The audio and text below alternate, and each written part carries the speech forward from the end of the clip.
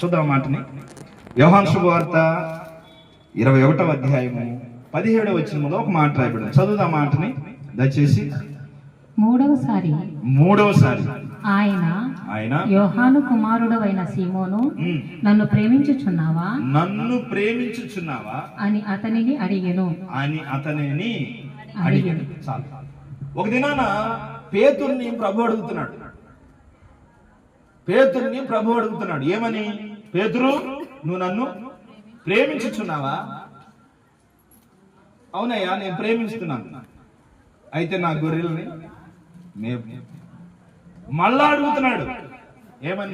మళ్ళా అడుగుతున్నాడు. పేతురు, నువ్వు నన్ను ప్రేమించుచున్నావా? ఎస్, నేను ప్రేమిస్తున్నాను. అయితే నా గొర్రెల్ని కాయి.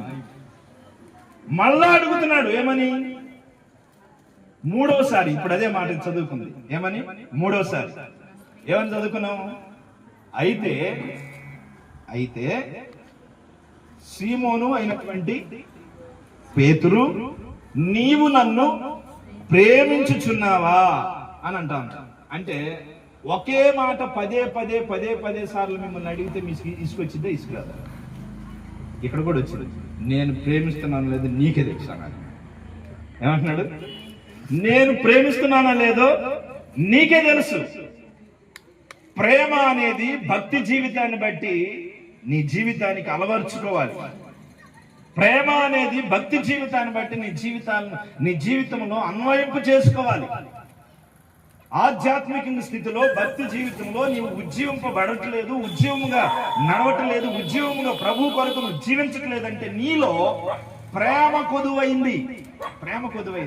బైబిల్లో ఒక మాట రాయబడింది. అంచె దినాల్లో నా ప్రేమను అనేకుల్లో ఏమైందంట? అంచె దినాల్లో నా ప్రేమ అనేకుల్లో చల్లారిపోవునని బైబిల్లో ఉంది.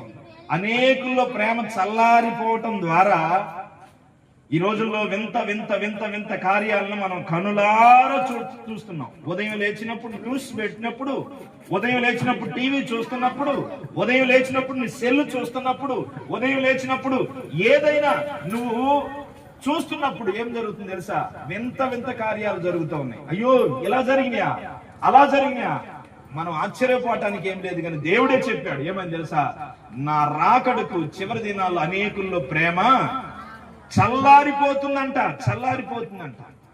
ఈ రోజులు ప్రేమ లేక చాలా మంది అలమటించిపోతున్నారు. అనేకులకు డబ్బులు ఉంటాయి, అనేకులకి వారి జీవితాల్లో వారు పొందుకొని ఏముంది